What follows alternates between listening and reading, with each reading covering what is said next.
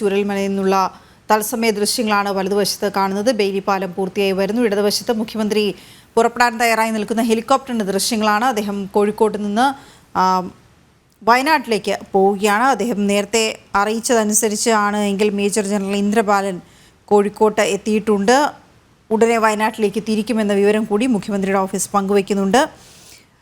വലിയ തോതിലുള്ള രക്ഷാപ്രവർത്തനങ്ങൾ ആസൂത്രണം ചെയ്തുകൊണ്ടുള്ള സൈന്യത്തിൻ്റെ നീക്കങ്ങൾക്ക് പിൻബലമേയുകയാണ് ഇത്തരം പ്രവർത്തനങ്ങൾ. ഒരുപക്ഷെ ഇന്ന് നടക്കാൻ പോകുന്ന സർവകക്ഷി യോഗത്തിൽ എങ്ങനെയായിരിക്കണം ഇനി അങ്ങോട്ടുള്ള ഈ ദുരന്ത മുഖത്ത് എങ്ങനെ കൂടുതൽ ആളുകളെ രക്ഷപ്പെട്ടു വന്നവരെ ചേർത്ത് പിടിക്കണം, മണ്ണിനടിയിൽ ആയിപ്പോയ ജീവിതങ്ങൾ,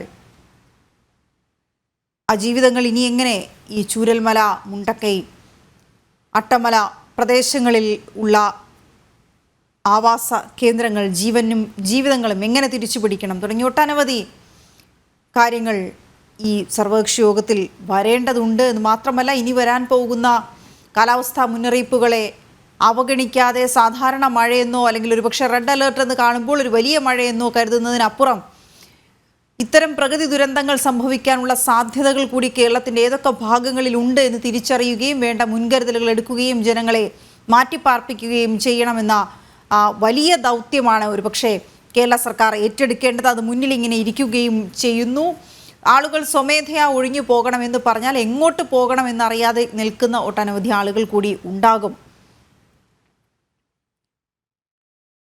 അവരെ കൂടി രക്ഷപ്പെടുത്തി കൃത്യമായ ഒരു സ്ഥാനത്ത് എത്തിക്കേണ്ട ചുമതല അതത് കാലത്തെ സർക്കാരുകൾക്കുണ്ട്. അത് എങ്ങനെ എത്രത്തോളം കാര്യക്ഷമമായി നടത്തുന്നുണ്ട് എന്നുള്ള കാര്യം, നമ്മളൊരു ദുരന്തം നേരിടുമ്പോൾ പലപ്പോഴും ഉണർന്നു പ്രവർത്തിക്കുന്ന സാഹചര്യം. എന്തായാലും ഈ ദുരന്തമുഖത്ത് നിന്നുകൊണ്ടും എത്രയും പെട്ടെന്ന് ഏറ്റവും ആപ്റ്റായിട്ടുള്ള നടപടികൾ തന്നെ സ്വീകരിക്കേണ്ടതുണ്ട്. സൈന്യത്തിന് വേണ്ട പിൻബലം നൽകേണ്ടതുണ്ട്. സൈന്യത്തിന് വേണ്ട സഹായ സഹകരണങ്ങൾ ചെയ്തു കൊടുക്കേണ്ടതുണ്ട് എന്നുള്ള കാര്യത്തിൽ തർക്കമില്ല. സംസ്ഥാന സർക്കാർ അതിന് മുതിരുകയാണ്. നേരെ മുഖ്യമന്ത്രി തന്നെ വയനാട്ടിലേക്ക് എത്തിച്ചേരുകയാണ്. മിഥുൻ മുരളി ഉണ്ട്. മിഥുൻ, അല്പസമയത്തിനകം മുഖ്യമന്ത്രി വയനാട്ടിലേക്ക് എത്തിച്ചേരുകയാണ്. പിന്നെ നടക്കേണ്ട സർവകക്ഷി യോഗമാണ്. അവലോകന യോഗങ്ങൾ ചേരേണ്ടതുണ്ട്. അപ്പോൾ എങ്ങനെയാണ് മുഖ്യമന്ത്രിയും അവിടെ ക്യാമ്പ് ചെയ്യുന്ന മന്ത്രിമാരും ഈ കാര്യങ്ങളിൽ നടക്കാൻ പോകുന്ന രക്ഷാപ്രവർത്തനങ്ങളിൽ, ഇപ്പോൾ നടന്നുകൊണ്ടിരിക്കുന്ന രക്ഷാപ്രവർത്തനങ്ങളിൽ കൂടുതൽ കാര്യക്ഷമമായി ഇടപെടേണ്ടുന്നതിൻ്റെ സാഹചര്യങ്ങൾ അവലോകനം ചെയ്യുക? അതുകൂടാതെ രക്ഷപ്പെട്ടു പോകുന്നവരുണ്ട്, അവരെ എങ്ങനെ അധിവസിപ്പിക്കണം, ഇനി പുനരധിവസിപ്പിക്കണം എന്നുള്ള കാര്യത്തിൽ ഇപ്പോൾ താൽക്കാലികമായെങ്കിലും അവർക്ക് വേണ്ട ഷെൽട്ടറുകൾ എങ്ങനെ ഒരുക്കണം എന്ന കാര്യത്തിൽ കൂടി തീരുമാനങ്ങൾ എടുക്കേണ്ടതുണ്ട്. പലരും പറയുന്നത് അവരുടെ കുടുംബാംഗങ്ങൾ പലയിടങ്ങളിലായി കുടുങ്ങിക്കിടക്കുന്നുണ്ട് ഇപ്പോഴും എന്ന കാര്യമാണ്. അവർക്ക് മാത്രമാണ് അത് അറിയാൻ കഴിയുന്നത്. അപ്പോൾ എങ്ങനെ ഈ പ്രവർത്തനങ്ങളെല്ലാം ഏകോപിപ്പിച്ച് മുന്നോട്ട് കൊണ്ടുപോകാൻ കഴിയും? മുഖ്യമന്ത്രി തന്നെ നേരിട്ട് സ്ഥലത്തേക്ക് എത്തുമ്പോൾ എന്തൊക്കെ പ്രതീക്ഷിക്കാം?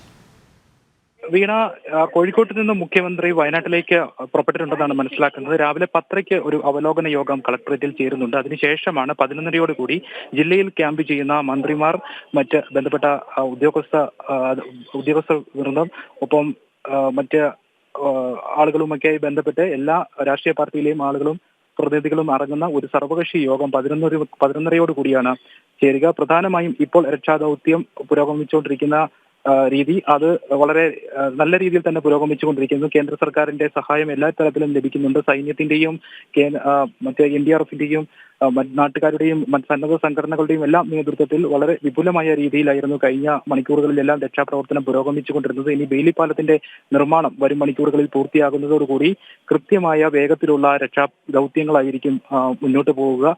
മണ്ണിനടിയിൽ ഒരുപാട് ആളുകൾ കുടുങ്ങിക്കിടക്കുന്നുണ്ടെന്ന് മനസ്സിലാക്കുന്നുണ്ട്. ഇനി അവർക്കിടയിൽ ജീവന്റെ തുടിപ്പുണ്ടെങ്കിൽ അവരെ കണ്ടെത്തേണ്ടതുണ്ട്.